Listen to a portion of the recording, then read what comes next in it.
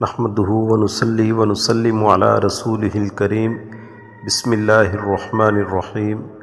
محترم ناظرین، دولت کا ایک ایسا خاص وظیفہ لے کر آپ کی خدمت میں حاضر ہوا ہوں جسے پڑھنے والا رب کریم کو راضی کر لیتا ہے۔ جب اللہ راضی ہو جاتا ہے تو پھر اللہ سے جو بھی مانگتا ہے اسے مل جاتا ہے۔ یہ وظیفہ پڑھنے والا رب کریم سے جو بھی مانگے گا اسے ملے گا۔ آج اپنی بہنوں اور بھائیوں کے لیے ایک ایسا عمل لے کر آیا ہوں جسے پڑھنے والا اللہ کریم سے نیا گھر مانگے گا، گھر مل جائے گا، گاڑی مانگے گا، گاڑی مل جائے گی، نوکری مانگے گا، نوکری مل جائے گی۔ شادی کے لیے، دنیا کی ہر حاجت کے لیے، ہر مصیبت کے لیے، ہر بیماری کے لیے، ہر پریشانی کے لیے یہ وظیفہ پڑھ سکتے ہیں۔ مقصد خواہ کتنا ہی بڑا کیوں نہ ہو، پورا ہو کر رہتا ہے۔ آج کے دن دولت کا یہ خاص وظیفہ پڑھنے کی دیر ہے۔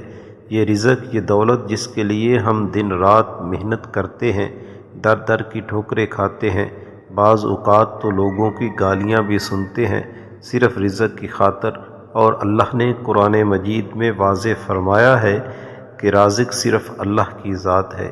یہ جانتے ہوئے کہ رازق اللہ کی ذات ہے، پھر کیوں در در کی ٹھوکریں کھاتے ہو؟ پھر کیوں لوگوں کے طعنے سنتے ہو؟ کیوں لوگوں کی محتاجی کو برداشت کرتے ہو؟ اللہ رازق ہے، اللہ مالک ہے، اللہ خالق ہے، وہ ہر شے پر قادر ہے۔ میری آپ سب سے ہاتھ جوڑ کر گزارش ہے کہ یہ دولت کا خاص وظیفہ کسی صورت مت چھوڑنا۔ یہ وظیفہ آپ کی نسلوں کو رنگ دے گا، آپ کے گھر سے بے سکونی، بے برکتی کا خاتمہ فرما دے گا۔ یہ وظیفہ اتنا مجرب، اتنا طاقتور ہے کہ اسے پڑھنے والا کبھی کسی کا محتاج نہیں رہتا۔ اب جو شخص کہتا ہے کہ مجھے وظیفوں نے آج تک فائدہ نہیں دیا، تو ان کو آج اپنے سینے کا راز بتانے لگا ہوں۔ توجہ کیجیے گا، وہ سینے کا راز ہے استغفار۔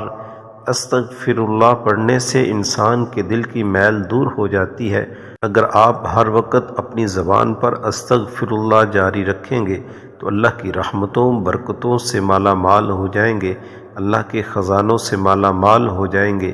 اللہ فرماتا ہے کہ جب بھی کسی انسان پر آزمائشیں آتی ہیں، جب بھی کسی پہ مشکل وقت آتا ہے، کوئی بیماری آتی ہے، جب کسی کا چلتا کاروبار بند ہونے لگتا ہے، کاروبار ٹھپ ہونے لگتا ہے، حالات تنگ ہونے لگتے ہیں، حالات خراب ہونے لگتے ہیں، کام ہاتھوں سے نکلنے لگتا ہے، بنے بنائے کام خراب ہونے لگتے ہیں، تو سمجھ جائیں کہ آپ سے اللہ ناراض ہو چکا ہے، اور اللہ کی ناراضگی آپ کی تباہی کو دنوں میں آسمانوں سے زمین پر لے آتی ہے۔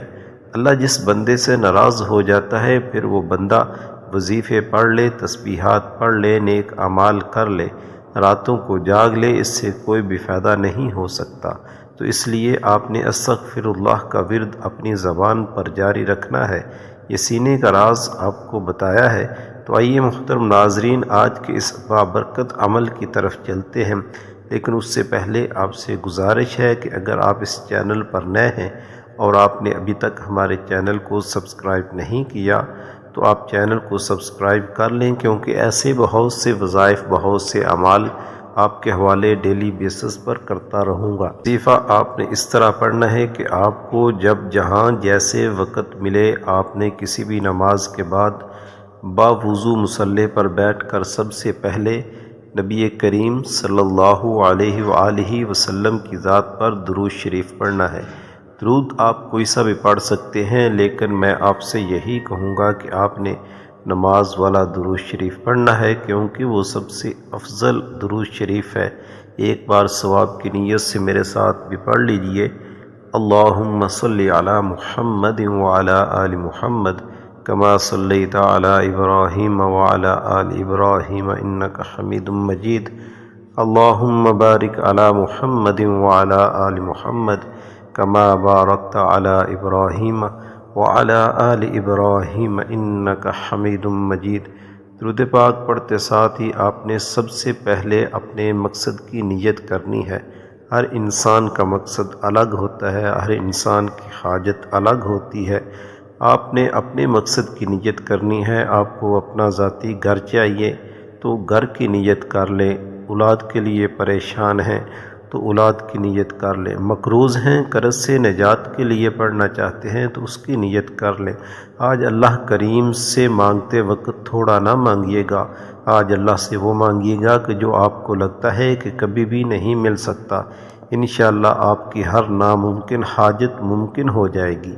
اپنے مقصد کی نیت کرتے ساتھ ہی فوری طور پر آپ نے ایک بار اعوذ باللہ من الشیطان الرجیم بسم اللہ الرحمن الرحیم پڑھ کر وظیفے کا آغاز کرنا ہے، اور سب سے پہلے نمبر پر جو آپ نے وظیفہ پڑھنا ہے وہ اللہ رب العزت کے 2 صفاتی نام کا وظیفہ ہے، یا رزاق یا لطیف، یا رزاق یا لطیف، یا رزاق یا لطیف۔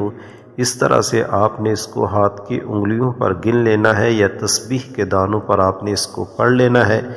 آپ نے صرف اور صرف 41 مرتبہ پڑھنا ہے، یا رزاق یا لطیف 41 مرتبہ پڑھنے کے بعد دوسرے نمبر پر آپ نے جو وظیفہ پڑھنا ہے وہ آپ نے یا ذا الجلال والاکرام، یا ذا الجلال والاکرام، یا ذا الجلال والاکرام، اس کو آپ نے صرف اور صرف 21 مرتبہ پڑھنا ہے۔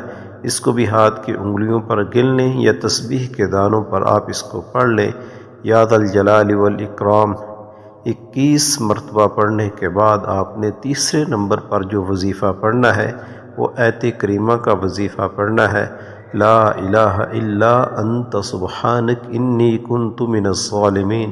آیت کریمہ میں ایسی طاقت ہے، ایسی طاقت ہے کہ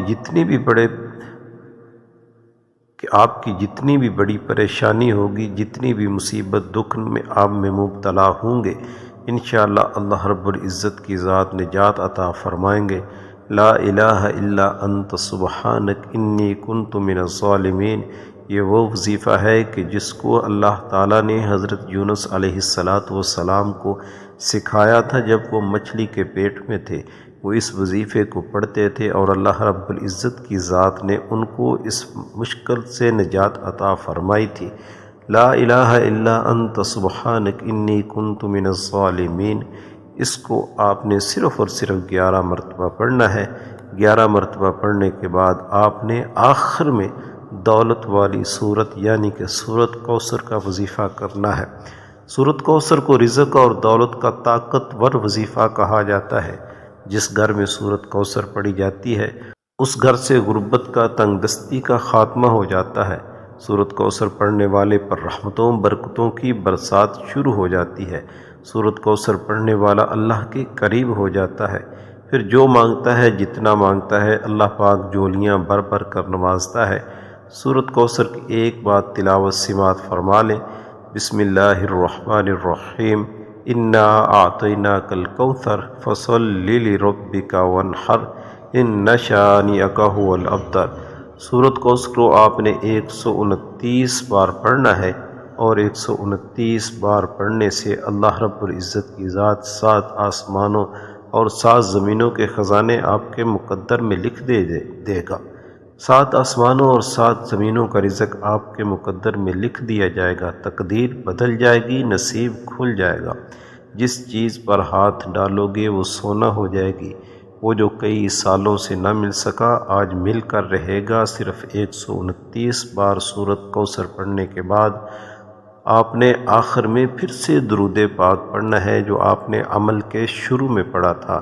درود پاک پڑھتے ساتھ ہی آپ نے سجدے میں چلے جانا ہے، اور سجدے میں جا کر آپ نے استغفر اللہ استغفر اللہ استغفر اللہ، صرف آپ نے ایک تسبیح آپ نے اس کی پڑھنی ہے، یعنی کہ 100 مرتبہ استغفر اللہ پڑھنا ہے، اور اس کے بعد اپنے گناہوں کی معافی مانگنی ہے، توبہ کرنی ہے، اللہ رب العزت کی ذات کو راضی کرنا ہے، اللہ رب العزت کی ذات کو خوش کرنا ہے۔ یہ بات یاد رکھیے گا کہ ہمارے اوپر جو بھی حالات آتے ہیں، جتنی بھی مصیبتیں، مشکلیں، پریشانیاں آتی ہیں، یہ ہمارے اعمال کا نتیجہ ہوتا ہے۔ اس لیے آپ نے سب سے پہلے اللہ رب العزت کی ذات سے سچی توبہ کرنی ہے، اللہ رب العزت کی ذات کو راضی کرنا ہے، اور اس کے بعد آپ نے جس مقصد کے لیے، جس حاجت کے لیے بھی اس وظیفے کو آپ نے پڑھا ہے اس کامل یقین کے ساتھ اللہ رب العزت کی ذات سے مانگنا ہے کہ ساری کائنات کے خزانے اللہ رب العزت کے پاس ہیں۔ دینے والی ذات اللہ رب العزت کی ذات ہے، نوازنے والی ذات اللہ رب العزت کی ذات ہے، اور اس کامل یقین کے ساتھ آپ مانگیں گے تو انشاءاللہ اللہ رب العزت کی ذات آپ کو آپ کے مقصد میں 100% کامیابی عطا فرمائیں گے۔ اس کے ساتھ آپ نے 5 وقت کی نماز کی پابندی کرنی ہے، نماز کو کسی صورت بھی آپ نے نہیں چھوڑنا، تو پھر آپ دیکھیے گا کہ کیسے اللہ رب العزت کی رحمتیں برکتیں آپ کے گھر پر نازل ہوتی ہیں، پریشانیوں کا خاتمہ ہوگا، مصیبتوں اور دکھوں سے چھٹکارا ملے گا۔